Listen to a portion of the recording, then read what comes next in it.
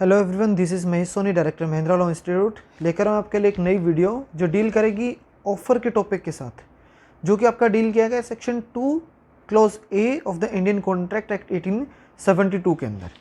जो आपका सेक्शन 2 है उसका क्लॉज ए बोलता है कि ऑफ़र क्या चीज़ है। ऑफ़र यहाँ पे इन द सेंस क्या कि इंडियन कॉन्ट्रैक्ट एक्ट के अंदर ऑफ़र वर्ड यूज़ नहीं कर रखा, इन्हें यूज़ करा वर्ड प्रपोजल का।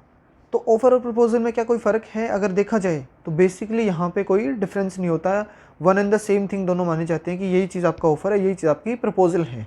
लेकिन अगर बात करें इंग्लिश कॉमन लॉ की, तो इंग्लिश कॉमन लॉ के अंदर ऑफ़र वर्ड यूज़ किया गया है कि हम लोग ऑफ़र करते हैं, और इंडिया में क्या चीज़ है, इंडियन कॉन्ट्रैक्ट एक्ट के अंदर इसको प्रपोजल बोला गया है। तो जनरल सा अगर मीनिंग देखें सबसे पहले, तो ऑफ़र का मतलब क्या रहेगा या फिर प्रपोजल का मतलब क्या, कि जब भी कोई एक पर्सन दूसरे पर्सन के सामने अपनी खुद की इच्छा जाहिर करता है कि मैं आपसे ये काम करवाना चाह रहा हूँ, क्या आप मेरा ये काम कर दोगे, या फिर मैं ये चाहता हूँ कि आप ये काम ना करो, उसके बदले मैं आपको कुछ पैसे दे दूंगा, तो वो भी उसके लिए ऑफर माना जाएगा। कि जहाँ पे एक पर्सन अपनी विलिंगनेस को शो करता है दूसरे पर्सन के सामने कुछ करवाने या फिर उससे कुछ ना करवाने के लिए, तो वो बोला जाएगा कि उसने अपना ऑफ़र किया है दूसरे पर्सन के ऊपर। तो यही चीज़ आपकी ऑफ़र कहलाती है, यही चीज़ आपकी प्रपोजल कहलाती है। मीनिंग एंड डेफिनेशन की अगर बात करें तो सेक्शन 2 का क्लॉज ए है, उसके अंदर एक बार देख लेते हैं कि क्या बोलना चाह रहा है। बोलता है when one person signifies to another. वहाँ पे यूँ बोलता है कि जब एक पर्सन, सिग्निफाई करना क्या होता है कि दूसरे पर्सन के सामने शो करना, किसी के सामने आपकी प्रकट करना, अपनी इच्छा जाहिर करना। तो बोलता है जब एक पर्सन सिग्निफाई करता है दूसरे को हिज विलिंगनेस, मतलब अगर मैं अपनी इच्छाएं जाहिर करता हूँ दूसरे पर्सन के सामने, हिज विलिंगनेस टू डू और नॉट टू डू, या फिर समथिंग विलिंगनेस टू डू और टू एब्सटेन फ्रॉम डूइंग, या फिर क्या बोल रहा हूँ कि मैं कुछ ऐसा चाहता हूँ आपसे कुछ करवाना, या फिर ये चाहता हूँ कि आप वो काम ना करो, तो उसके regarding with a view to obtaining the assent of that person. मतलब मैं अपनी इच्छाएं जो आपके सामने शो कर रहा हूँ वो इसलिए कर रहा हूँ ताकि आप भी उसके ऊपर अपनी कंसेंट दे इसको। मतलब ए पर्सन अपना ऑफर कर रहा है दूसरे पर्सन को ताकि वो जो ए चाहता है वो सेम काम आपका बी कर दे। He is said to be a, अगर जो पर्सन, जिसने ये पर्सन ऑफर किया उसको बोला जाएगा ऑफरर पर्सन, और उसने जो ऑफर किया है मतलब अपनी विलिंगनेस को शो कर दिया उसको बोला जाएगा उसने प्रपोजल मेड कर दिया। तो ये सेक्शन 2 का क्लोज ए है, जहाँ पे बोलता है कि एक पर्सन अपनी विलिंगनेस को शो करता है दूसरे पर्सन के सामने ताकि वो पर्सन कुछ करे या फिर ना करे, इसके रिगार्डिंग उस पर्सन की कंसेंट ले सके। तो ये आपकी meaning and definition of the word offer और प्रपोजल होगा। दोनों में डिफरेंस भी देख ले, दोनों क्या चीज़ है। अगर मीनिंग की बात करें दोनों सेम है, इंग्लिश और कॉमन लॉ, जो आपका इंग्लिश कॉमन लॉ वो, और इंडियन लॉ जो है कॉन्ट्रैक्ट का जो एक्ट है इंडियन कॉन्ट्रैक्ट एक्ट, वो दोनों आपके अलग अलग वर्ड को यूज़ करते हैं, दोनों चीज़ सेम है। अगर उसके बाद हम लोग देखें कि एसेंशियल क्या होंगे एक वैलिड ऑफर के, कब बोलोगे, किन किन सिचुएशंस को, किन किन आपके इंग्रेडिएंट को मिला के हम लोग बोल सकते हैं कि इसने अपना ऑफर कंप्लीट कर लिया, वो क्या है। फर्स्ट आपका बोलता है शोइंग विलिंगनेस टू डू। अब ये क्या चीज़ है, टू डू मतलब कुछ करवाना चाह रहा है, तो मतलब क्या, इसको हम लोग बोल सकते हैं पॉजिटिव ऑफर, कि जहाँ पे एक पर्सन कुछ करवाने के लिए या फिर कुछ करने के लिए ऑफर बोल रहा है कि मैं ये करना चाह रहा हूँ, क्या आप ये मेरे से काम करवा लोगे, एक तो चीज़ ये। या फिर ऑफर करता है कि क्या आप मेरा ये काम कर दोगे, तो वो चीज़, दोनों चीज़ हो सकती है कि मतलब मैं खुद ऑफर भी कर सकता हूँ कि मेरा ये काम कर दो, या फिर मैं ऑफर कर सकता हूँ कि मैं आपका ये काम कर दूँ क्या, तो वो भी चीज़ आपकी दोनों one and the same thing मानी जाएगी, और उसको बोलेंगे हम लोग क्या, ऑफर आपका कौन सा होगा, पॉजिटिव ऑफर। और दूसरा बोलता है कि मैं ये काम आपका नहीं करूँगा, उसके बदले में ये चीज़ दे दो। मान के चल रहे हैं कि ए और बी दो पर्सन है और उनके बीच में कोई रंजिश चल रही है पुरानी, और उसके अंदर क्या कर रहा है कि बी पर्सन कोर्ट में केस फाइल करने के लिए जा रहा है, तो उस केस के अंदर ए पर्सन ऑफर करता है बी को कि ये मेरे खिलाफ आप शूट फाइल मत करो, इसके बदले मैं आपको कुछ पैसे दे दूंगा। एक तो चीज़ ये। दूसरा क्या, बी पर्सन भी खुद बोल सकता है कि मैं आपके खिलाफ शूट फाइल नहीं करूंगा अगर इसके बदले में आप मेरे को कुछ अमाउंट दे दो, तो मतलब कुछ ना करना, एब्सटेन फ्रॉम डूइंग मतलब कुछ करने से रोकना है, शूट फाइल करने से रोकना है, तो उस केस के अंदर वो भी यहाँ पे ऑफर किया जा सकता है। तो उसको बोल सकते हैं हम लोग नेगेटिव ऑफर में। पॉजिटिव क्या था, कुछ करने के लिए और कुछ ना करने के लिए अपनी विलिंगनेस शो करना, तो वो आपका नेगेटिव ऑफर होगा। तो जहाँ पे आपकी शोइंग विलिंगनेस एक इंग्रेडिएंट है कि विलिंगनेस को शो करा जा रहा है, किस पर्पज से, ताकि वो दूसरे पर्सन की कंसेंट को ऑब्टेन कर सके। दूसरा इंग्रेडिएंट हम लोग निकालें तो क्या बोलेगा, intention to create the legal relationship must be there. अब ये क्या बोल रहा है, ए और बी पार्टीज जो दोनों है ना, उन दोनों की इनिशियल स्टेज पे जिस टाइम पे ऑफर किया गया था उसी टाइम पे एक ही खुद की मैं ऑफ़र कर रहा हूँ, तो मेरी पहले से ही ऐसी इंटेंशन होनी चाहिए कि जिसके साथ मैं कॉन्टैक्ट कर रहा हूँ उसके साथ एक लीगल रिलेशन होना चाहिए। मेरा मतलब लीगल काम करवाने के लिए लीगल ऑब्जेक्ट के साथ ये मैं उससे काम करवाऊंगा और लीगली उसको एनफोर्सेबल हम लोग करवा लेंगे दोनों मिलके। तो मतलब इनिशियल स्टेज जब भी कॉन्टैक्ट आपका होगा तो उसके रिगार्डिंग आपकी क्या होनी चाहिए, दोनों पार्टीज़ की यहाँ पे लीगल रिलेशनशिप में एंटर होने की इंटेंशन होनी चाहिए। बिजनेस कॉन्ट्रैक्ट, इसके अंदर ना आपकी बिजनेस कॉन्ट्रैक्ट की बात कर रहा है। जब भी आपने बिजनेस कॉन्ट्रैक्ट करना है, मतलब कोई ट्रांजेक्शन करनी है, बिजनेस करना है, तो उस केस के अंदर क्या है, दोनों पार्टीज़ की इंटेंशन होनी चाहिए। ऑफर, यहाँ पे ऑफर पड़ रहे हैं तो ऑफरर, जो पर्सन ऑफर होगा उसकी पहले से इंटेंशन होनी चाहिए कि मैं जो ऑफर कर रहा हूँ ना उसके साथ इस इंटेंशन से कर रहा हूँ ताकि मैं यहाँ पे एक वैलिड ऑफर करूँगा और वैलिडली उसके एज ए पार्टी मैं उसके एज ए रिलेशन उसके अंदर एंटर करूँगा, तो वो चीज़ है। दूसरा इसके अंदर पार्ट बनता है सोशल और आपके डोमेस्टिक ऑफ़र और एग्रीमेंट। डोमेस्टिक ऑफ़र कौन से वाले, बचपन में हम लोग स्कूल में पढ़ते थे तो क्या कहते हैं कि जब भी आप इतने मार्क्स लेके आओगे, हमारे पेरेंट्स बोलते थे ना कि इतने नंबर लेके आओगे तो आपको ये साइकिल मिलेगी, आपको हम लोग लैपटॉप लेके देंगे, आपको हम लोग बाइक लेके देंगे, आपको मोबाइल लेके देंगे। तो ये क्या है, सारे के सारे आपके सोशल ऑफ़र की बात हो रही है। यहाँ पे पार्टीज़ की आपकी पार्टीज़ की ऐसी कोई इंटेंशन नहीं है कि वो रियल रिलेशन के अंदर आपके एंटर करने की इंटेंशन रखते हो। एक केस आया था इसके अंदर डोमेस्टिक वाले के ऊपर कि एक पर्सन था जो 500 किलोमीटर दूर बैठे अपने दोस्त को फ़ोन करके बोलता है कि अगले हफ्ते मेरे घर आ जाओ, मैं आपको पार्टी दे रहा हूँ। तो वो क्या कर रहा है कि 5,000 रुपये लगा के उसने कोई भी कैब करी और उसके घर पहुँच गया कि पार्टी लेनी आज तो चलो। पार्टी लेने के लिए वो घर पहुँचा तो आने के बाद उस ए जो ऑफ़र कर रहा था पर्सन, उसने मना कर दिया कि मैं आपको पार्टी नहीं दे रहा। तो क्या यहाँ पे जो बी पर्सन है जो 500 किलोमीटर से 5,000 रुपये लगा के चल के आया, क्या वो एंटाइटल होगा उस ए पर्सन के ऊपर शूट फाइल करने के लिए? इसका आंसर आप मेरे को कमेंट बॉक्स में बता सकते हो, मैं आपको आंसर भी वहाँ पे बाद में प्रोवाइड करवा दूंगा। पहले आप मेरे को कमेंट करके बताओगे इसका आंसर की क्या होना चाहिए, क्या वो एनफोर्सेबल बाय द कोर्ट है या एनफोर्स उसको नहीं करवा सकता वो पी पर्सन जिसके घर से वो 5,000 रुपये लगे, तो वो पर्सन वो आपके सोशल और डोमेस्टिक टाइप के ऑफर में आते हैं।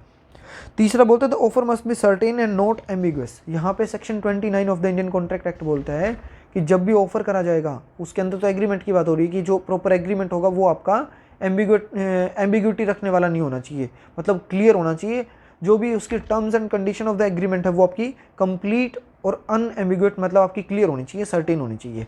लेकिन ऑफर की बात करें तो ऑफर भी एक तरीके से आपका सर्टेन ही होना चाहिए ना। अब मैं अपना मोबाइल बेचने के लिए बोल रहा हूँ तो मोबाइल के रिगार्डिंग मैं इतना ही बोलूँगा ना कि हाँ मैं अपना फ़ोन 10,000 का बेच रहा हूँ। ये तो नहीं कि मतलब मैं यूँ बोल दूँ कि हाँ मैं अपना फ़ोन 10-12 हज़ार का बेच रहा हूँ। तो यहाँ पे क्या आ रही है, एम्बिग्यूटी आ रही है। अब एम्बिग्यूटी का भी एक सेक्शन है, एक नहीं है इन द सेंस क्या कि कई सारे सेक्शन आ रहे हैं एविडेंस एक्ट के अंदर 1903 से ऑनवर्ड्स आगे के सेक्शन है जहाँ पे एम्बिग्यूटी की बात कर रहे हैं, लेटेंट और पेटेंट दोनों। तो वो भी आप एक बार देख लेना। तो एम्बिग्यूटी यहाँ पे नहीं होनी चाहिए। जो भी terms and condition of that offer होंगी वो must be clear and not be vague and ambiguous, ये चीज़ नहीं होनी चाहिए। फोर्थ वाला बोलता है offer must be distinguished from the invitation to offer. Invitation to offer अलग चीज़ होती है। दुकान के बाहर कोई भी आपके जूते रखे होते हैं जैसे, तो उस केस के अंदर वो क्या है कि अपने को इनवाइट करते हैं कि आप ऑफर करो वहाँ से सामान उठा के, फिर हम लोग आपको सामान बेचेंगे। ऑफर जनरल क्या कि मैं डायरेक्टली जाके अपना सामान बेच रहा हूँ, मतलब दुकान के अंदर रखे हैं, सीधे यूँ बोलता हूँ सबको कि आ जाओ ये सामान, जैसे सेल वाले होते हैं ना, सबको जनरल ऑफर दे रहे होते हैं कि 250 का सामान है 200 में बेच रहे हैं, आ जाओ सारे ले जाओ ले जाओ। तो वो भी चीज़ आपकी क्या आ रहे हैं, वहाँ पे जनरल ऑफर की बात कर रहे हैं। लेकिन अगर वो सामान बाहर रख के और फिर अंदर बैठ के खुद, तो वो वहाँ पे क्या हो रहे हैं, इन्विटेशन टू ऑफर की बात कर रहे हैं। फार्मास्यूटिकल सोसाइटी का कोई केस था, बूट केमिस्ट का, ग्रेट ब्रिटेन का कोई केस था, उसके अंदर यही चीज़ बताई गई थी। फिर आपका बोलता है offer must be communicated to that other person. ये सेक्शन 3 मोस्ट इंपॉर्टेंट है। यूँ बोलता है कि जो ऑफर होगा वो कम्युनिकेट होना चाहिए जिस पर्सन को आप प्रॉपरली। अब देखो ये अलग अलग आएगा, एक आपका जनरल ऑफर होता है, एक स्पेसिफिक होता है, दो अलग अलग चीज़ें। जहाँ पे बात आती है स्पेसिफिक ऑफर की, तो प्रॉपरली जो भी ऑफर है वो कम्युनिकेट होना चाहिए उसी पर्सन को जिसको आप ऑफर करना चाह रहे हो। तो ये सेक्शन 3 है जिसके अंदर ये चीज़ लिखी हुई है। ये आपके इसके इंग्रेडिएंट हो गए। फिर आपके आते हैं इसके काइंड्स एंड कोई भी टाइप्स वगैरह बोल सकते हो कि इस कितने कितने तरीके के आपके ऑफर हो सकते हैं। तो पहला ऑफर होता है आपका इम्प्लाइड ऑफर, दूसरा आपका एक्सप्रेस ऑफर है। इम्प्लाइडली ऑफर क्या कि आप किसी भी शॉप में गए और वहाँ जाके, मान के चल रहा हूँ मैं रेस्टोरेंट की बात, रेस्टोरेंट के अंदर आपके रखे होते हैं फ्रिज के अंदर बहुत सारी चीज़ें, उनकी तरफ से वो इन्विटेशन टू ऑफर हो सकता है। लेकिन आपको ऑफर करना है ना, आप जाके क्या कर रहे हो, वहाँ से कोल्ड ड्रिंक निकाली पी गए, कोल्ड ड्रिंक पी ली, तो इनकी तरफ से जो शॉप वाले हैं उनकी तरफ से क्या समझा जाएगा, आपने वो ऑफ़र किया हमें, वो इम्प्लाइडली आप ऑफर कर चुके हो, उसके लिए आपको बाउंड किया जाएगा, आपको उसके लिए पे आउट करनी पड़ेगी चीज़ें। तो वो चीज़ है। ऑटो आ रहा है, रुक गया कहीं पे ऑटो स्टैंड के ऊपर, वहाँ जाके आप बैठ गए, ऑटो वाला चलेगा दूसरी जगह आपको ड्रॉप कर देगा, ड्रॉप करने के बाद वो पैसे मांगेगा। तो आप यहाँ पे ये डिफेंस नहीं ले सकते कि आपने तो मेरे को ऑफर किया ही नहीं तो मैं एक्सेप्ट ही नहीं कर रहा। वो इम्प्लाइडली माना जाएगा, आपने ही उसको ऑफर कर दिया था कि किस जगह मेरे को जाना है। तो वो चीज़ है। एक्सप्रेसली जो चीज़ आप बोल के बाय वर्ड्स एंड स्पोकन कुछ भी चीज़ के थ्रू आप बोल सकते हो। इम्प्लाइड में क्या था, बाय कंडक्ट या फिर बाय एक्ट आप ऑफर कर रहे हो। तीसरा होता है आपका जनरल ऑफर। जनरल ऑफर क्या कि कोई भी ऐसा ऑफर जो कि आपकी पब्लिक एट लार्ज के लिए किया गया हो। मतलब जैसे पीछे एक ऑफर आया था जियो वाला, जियो के रिगार्डिंग क्या है कि कोई ऐसा ऑफर था जिसके अंदर बोला गया कि आने वाले इतने टाइम के अंदर अगर कोई भी पर्सन अपने अदर नेटवर्क से जियो में कन्वर्ट करवा लेगा तो उसको हम लोग अगले 56 डेज़ के लिए 2 GB पर डे नेट या फिर डाटा जो भी चीज़ है वो चीज़ मिलेगी। तो वो यहाँ पे क्या बोल रहा था कि प्रॉपरली एक पर्सन के लिए नहीं था, वो सबके लिए था, सबके लिए। तो आपका क्या बोलेंगे, उसको हम जनरल ऑफर की बात कर रहे हैं। फिर आपका स्पेसिफिक ऑफर। स्पेसिफिक क्या कि मैं अपना फ़ोन बेचने के लिए पर्टिकुलरली किसी पर्सन को ऑफर करता हूँ, तो पर्टिकुलर पर्सन की बात आए स्पेसिफिक। जनरल पब्लिक के लिए बात आई तो जनरल ऑफर। फिर आपका आता है क्रॉस ऑफर और काउंटर ऑफर। इसके रिगार्डिंग एक मैंने छोटी सी वीडियो डाली थी यूट्यूब पे पहले भी, इससे जो लास्ट वीडियो उसको आप देख सकते हो, जहाँ पे मैंने इसको एक छोटी सी वीडियो के अंदर कंसाइजली क्या करा है, कोशिश करिए कि इसको एक्सप्लेन करने की। दोबारा बता देता हूँ, क्रॉस ऑफर और काउंटर में फ़र्क क्या। क्रॉस ऑफर के अंदर कोई भी एक ऑफर, मतलब दोनों के अंदर ऑफर तो दो ही हैं, लेकिन क्रॉस के अंदर क्या कि मैंने ऑफर कर दिया। एग्जाम्पल के थ्रू समझ लेंगे कि मैं अपना फ़ोन बेचने के लिए आपको ऑफ़र कर रहा हूँ, ये ऑफ़र की प्रॉपर कम्युनिकेशन आप तक हुई नहीं है। उससे पहले ही मैं अपना फ़ोन जो बेच रहा था वो 10,000 का आपको बेचने के लिए ऑफ़र लिख के पोस्ट कर दिया। उसका पोस्ट करने के बाद आप तक पहुँचने से पहले आप मेरे को ऑफ़र कर रहे हो कि क्या आप अपना फ़ोन 10,000 का बेच रहे हो। तो मतलब terms and condition of both the offer दोनों में सेम, लेकिन क्या कि एक दूसरे के ऑफ़र की नॉलेज के हुए बिना, मतलब मेरे को ये नहीं पता कि आप मेरे को ऑफ़र करने वाले हो, आपको नहीं पता कि मैंने ऑफ़र आपको कर ही दिया है, तो वहाँ पे जब ऑफर करोगे तो वो क्रॉस कर रहा है, वो यहाँ पे क्या होगा, क्रॉस ऑफर है। काउंटर के अंदर क्या कि मैंने ऑफर कर दिया कि मैं अपना मोबाइल आपको 10,000 में बेच रहा हूँ। अब आपकी नॉलेज में बात आ गई कि ये सर का फ़ोन है 10,000 का बेच रहे हैं, तो उसके अंदर आप काउंटर में क्या करोगे कि मेरे को एक लेटर लिख के भेजोगे कि आपका फ़ोन हम लोग 10,000 का नहीं बल्कि 8,000 का खरीद लेंगे। तो वो काउंटर अटैक कर रहे हो। काउंटर के अंदर क्या होगा कि पुराने वाला जो आपका ऑफर है ना, उसको ओरिजिनल ऑफर को ख़त्म करा, नई टर्म एंड कंडीशन के साथ आपने ऑफर डाल दिया मेरे ऊपर, तो वो काउंटर ऑफर है। क्रॉस में क्या कि दोनों को नॉलेज ही नहीं है कि ये मेरे को ऑफर कर रहा है, ये मेरे को ऑफर कर रहा है। जहाँ पे दोनों सेम आपके टर्म्स एंड कंडीशन के ऊपर दो ऑफर करे जाएंगे without the knowledge of each other, तो वो क्रॉस ऑफर। जहाँ पे विद द नॉलेज करेगा, विद बार्गेनिंग करेगा, नई टर्म्स एंड कंडीशन के साथ करेगा, तो वो आपका क्या होगा, काउंटर ऑफर होगा। तो ये काउंटर ऑफर है। लास्ट आपका आ रहा है स्टैंडिंग, कंटिन्यूइंग या फिर ओपन ऑफर। स्टैंडिंग ऑफर क्या कि एक पर्टिकुलर टाइम के लिए बोल दिया कि अगले 1 साल के लिए हम लोग आपको ये चीज़ सप्लाई करने का आज कॉन्ट्रैक्ट कर रहे हैं, तो वो कंटिन्यू चलता रहेगा 1 साल के लिए, लेकिन वो कॉन्ट्रैक्ट नहीं है। वो यहाँ पे क्या है, सिर्फ एक स्टैंडिंग ऑफर की ही बात कर रहा है कि इतने टाइम के लिए वो ऑफर कंटिन्यू रहेगा, ना कि कॉन्ट्रैक्ट। अब केस आया था इसके अंदर एक Bengal coal corporation versus Homi Wadia and corporation 1899 Bombay. आपके डिस्क्रिप्शन बॉक्स के अंदर भी 2 केसेस के नाम डाल दूंगा मैं इसके अंदर। एक आपका जनरल ऑफर के ऊपर था Carlill versus carbolic smoke ball company का, और दूसरा ये आपका Bengal coal corporation versus Homi Wadia and corporation 1899 Bombay का केस। इन केसेस में क्या हो रही है कि बंगाल कोल वालों ने क्या बोल रखा है, मतलब जो भी इसने जो डिफेंडेंट था इसके अंदर, उसने ये चीज़ बोली थी कि अगले 12 महीने के लिए हम लोग आपको इतनी क्वांटिटी के ऊपर जब भी डिमांड करते जाओगे हम लोग आपको कोयला बेचते रहेंगे। लेकिन 4 महीने के बाद वो मना कर देते हैं, तो केस फाइल हो गया था। तो इस केस के अंदर आपका केस क्या फाइल हुआ, प्ली लेके कि ब्रीच ऑफ कॉन्ट्रैक्ट हुआ है, लेकिन कोर्ट ने उसकी केस को मेंटेनेबल नहीं माना था। बोलते कि कॉन्ट्रैक्ट तो हुआ ही नहीं, आपका ब्रीच ऑफ कंटिन्यूइंग ऑफर बोल सकते हो, क्योंकि जो कंटिन्यूइंग ऑफर था उसको विड्रॉल के फॉर्म में समझेंगे कि रिवोकेशन कर लिया, ना कि ब्रीच ऑफ कॉन्ट्रैक्ट है। ब्रीच ऑफ कॉन्ट्रैक्ट तो तब होता है ना, मतलब मान के चल रहे हैं कि इसी केस के अंदर जब भी एक बार उसने डिमांड करी जनवरी के अंदर, उसको पूरा कर दिया, तो वो कॉन्ट्रैक्ट कंप्लीट हो गया है, पेमेंट कर दी, फेब में छोड़ दिया, मार्च अप्रैल में मांग कर रहे हैं दोबारा से, तो उसने ऑफर करा, वापस सप्लाई कर दी, पेमेंट कर दिया, कंप्लीट ऑफर। दिसंबर में जाते जाते दोबारा लास्ट में फिर एक मांग कर रहे, तो उस टाइम पे उसने मना कर दिया कि अब सामान नहीं दे रहा, मैं सामान नहीं दे रहा। तो उसने अपने जो ऑफर किया था ना कंटिन्यू शुरू में ही कि मैं अगले 1 साल के लिए भेजूंगा, उसको विड्रॉ कर रहा है, ना कि अपने किसी कॉन्ट्रैक्ट को पर्टिकुलरली उसने विड्रॉ आपका ब्रीच कर रखा हो। तो ब्रीच ऑफ कॉन्ट्रैक्ट के केस को यहाँ पे नॉट मेंटेनेबल माना था कोर्ट ने, तो ये केस था। उसके बाद आपकी 2 चीज़ बचती हैं इसके अंदर, बोलते हैं एक तो कम्युनिकेशन ऑफ द ऑफर और दूसरा आपका revocation of the offer. Communication क्या होगी, सेक्शन 3 और 4 के अंदर बोल रहा है। सेक्शन 3 तो बोलता है कि आपकी कम्युनिकेशन करनी ही करनी पड़ेगी, जो कि आपका ऑफर है उसको कम्युनिकेट करना ही पड़ेगा, सामने वाले पर्सन की नॉलेज में बात डालनी पड़ेगी कि आप कोई चीज़ बेचना चाह रहे हो। 4 आपका बोल रहा है कि कम्युनिकेशन को कंप्लीट कब समझेंगे कि आपने कम्युनिकेशन कर दी है। 3 तो बोलता है कि आपको उसके बाद नॉलेज में डालनी है, मान लिया ठीक है जी, लेकिन बात कब समझी जाएगी कि आपने वो बात उसके नॉलेज में डाल दी है। अगर इसकी हिस्ट्री में जाएँ तो पुराने टाइम पे क्या है, खत लिख के भेजा करते थे, लिखा भेज दिया। अब आपको ही नहीं पता चल रहा कि वो उसके पास खत पहुँचा नहीं भी पहुँचा तो कब उसके पास पहुँचा है, कब वो एक्सेप्टेंस अपनी भेज रहा है, क्योंकि आपकी कंप्लीट तो तभी मान रहे हैं कि जब उसकी नॉलेज में बात आ गई है। अब कम्युनिकेशन को समझ लेते हैं। चलो क्या बोल रहा है कि जब भी एक पर्सन ऑफर कर रहा है बाय राइटिंग, फ़ोन पे कर रहा है कोई दिक्कत नहीं, सामने से मिल गया, सामने साथ के साथ सुन रहा है, कोई इशू नहीं है। बात आती है पोस्टल रूल की। पोस्टल रूल के अंदर क्या है कि जब भी आपने लेटर लिख के भेजा सामने वाले पर्सन को, तो वो कम्युनिकेशन कंप्लीट तभी मानी जाएगी जब उसने रिसीव करके उसको पढ़ लिया हो। क्या बोल रहा है, थोड़ा सिंपल वर्ड के अंदर समझते हैं कि जहाँ पे एक कोई भी पर्सन ऑफर मेड कर रहा है, वो एग्जांपल ले रहा हूँ, 1 तारीख को उसने लेटर लिखा, 5 तारीख को सामने वाले पर्सन के पास वो ऑफर पहुँच गया, 5 को पहुँच गया, तो क्या यहाँ पे ऑफर कंप्लीट हो गया? नहीं होगा। Answer is no. रीज़न क्या, सेक्शन आपका 4 बोलता है कि जब when the offer is completely क्या है, comes into the knowledge of the person offeree, तभी माना जाएगा कि आपका जो ऑफर था वो कंप्लीट हो गया है। अब वो क्या कर रहे हैं, 1 तारीख को भेजा, 5 को पहुंचा, 10 तारीख को खोल के पढ़ रहे हैं। 10 तारीख को खोल के जिस दिन पढ़ा ना, तो 10 तारीख को समझा जाएगा आपका ऑफर कंप्लीट हुआ है, ना कि 5 तारीख को। 5 को उसके पास पहुंचा डजन मीन खो गया रास्ते में, तो फिर क्या करोगे? जब कंप्लीट तभी होगा जब उसने सामने वाले पर्सन ने खोल के उसको पढ़ लिया, तभी। 1 तारीख को भेजा, 5 को ड्रॉवर में रख लिया, कोई दिक्कत नहीं है, ऑफर यहाँ पे कंप्लीट हुआ नहीं है। 10 तारीख को उसको खोल के पढ़ लेगा, तब समझेंगे आपने ऑफर कंप्लीट कर लिया।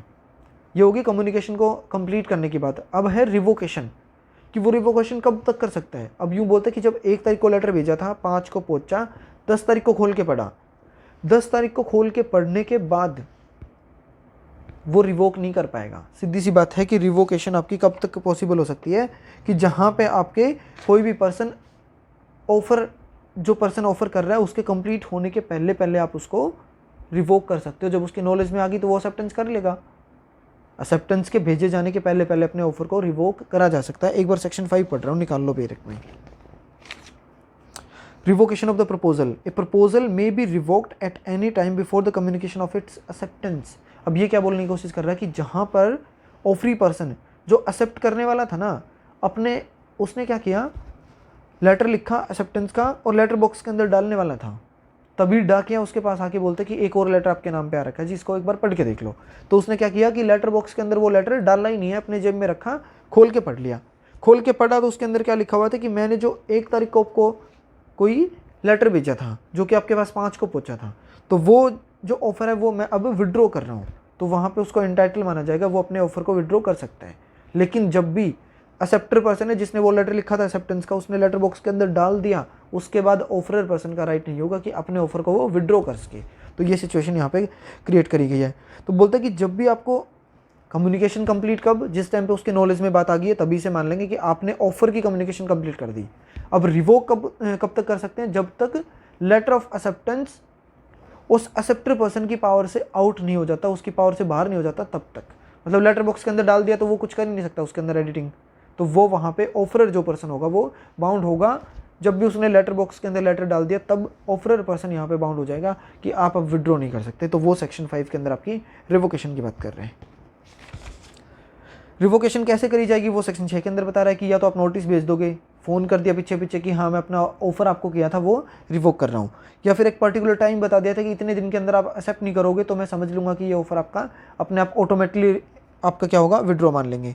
या फिर यूँ बोल दिया कि जब भी आपको एक्सेप्टेंस करनी है तो सर्टेन कुछ कंडीशन लगी हुई है, उस कंडीशन को आपने फुलफिल करना है, तो कंडीशन फुलफिल नहीं करोगे तब भी मान लेंगे। और लास्ट आपका बोलता है कि या तो इंसाइन हो गया वो ऑफरर, या फिर आपकी उसकी डेथ कोज होगी, मतलब किसी भी रीज़न की वजह से उसकी डेथ होगी, तो उस केस के अंदर मान लेंगे कि आपका जो ऑफर था वो ऑटोमेटिकली विड्रॉ हो चुका है। लेकिन इंडियन और इंग्लिश लॉ के ऊपर यहाँ पे कुछ बेसिक डिफरेंस था, जिसके अंदर क्या बता रहा है कि जब भी सेक्शन 6 का क्लोज 4 पढ़ रहा हूँ एक बार। If the fact of the death और insanity come to the knowledge of the acceptor before the acceptance, यू बोल रहा है कि जब इंडियन लॉ की बात कर रहे हैं कि इंसैनिटी और डेथ का जो फैक्ट था वो उस एक्सेप्टर पर्सन की नॉलेज में बात आ गई थी। किस स्टेज पे आई? एक्सेप्टेंस करने के पहले उसको पता लग गया था क्या कि जो पर्सन ऑफर था वो मर चुका है, तो वो जानबूझ के फिर भी ऑफर को अगर एक्सेप्ट करेगा तो वहाँ पे कोई रिजल्ट निकल के नहीं आएगा। क्या बोल रहे हैं इंडियन लॉ के अंदर, अगर एक्सेप्टेंस करने के जस्ट पहले उसकी नॉलेज में आ गई थी बात ऑफरी के कि जो जिसने बंदे ने ऑफर किया था वो मर चुका या फिर इंसेन हो गया है, तो यहाँ पे कोई भी ऑफर आपका क्या होगा, रिजल्ट नहीं लेके आएगा प्रॉमिस का। बेशक वो यहाँ पे एक्सेप्ट करे या ना करे कोई फ़र्क नहीं पड़ता। लेकिन इंग्लिश लॉ में बोलता है कि वो यहाँ पे क्या है कि किसी भी टाइम पे मान लेंगे कि उसकी जो फैक्ट ऑफ द डेथ और जो इंसैनिटी का फैक्ट है ना उसकी नॉलेज में पहले आया हो एक्सेप्टेंस के या बाद आया हो, अपने आप ही वो ख़त्म हो जाएगा। तो यही आपका बेसिक डिफरेंस है दोनों के बीच में। तो ये आपका सेक्शन नंबर 6 भी कंप्लीट हो गया, 5 भी हमने पढ़ लिया, और ऑफर के रिगार्डिंग जो भी आपका एक डिटेल जो क्वेश्चन था उसको हम लोग डिस्कस कर चुके हैं। अगली वीडियो के अंदर इसको ऑफर के बाद क्या होगा, एक्सेप्टेंस होगा, उसको कवर कर लेंगे। तो अगर आपको ये वीडियो पसंद आ रही है तो इसको लाइक करें, शेयर करें और कमेंट करके मेरे को आप बता सकते हैं। कोई भी क्वेरी हो तो मेरे को आप पूछ सकते हैं। बाकी अगर चैनल पे नए आए हैं तो मेरे चैनल को सब्सक्राइब कर लीजिए और चैनल को शेयर करते चलिए, वीडियो को भी शेयर करते चलिए, और इसका बेल आइकन दिया हुआ है यहाँ पे, बेल आइकन को भी प्रेस कर लीजिए ताकि आने वाली जितनी वीडियो हैं उसका नोटिफिकेशन आपको सबसे पहले पहुँच सके। Thank you so much for watching this video.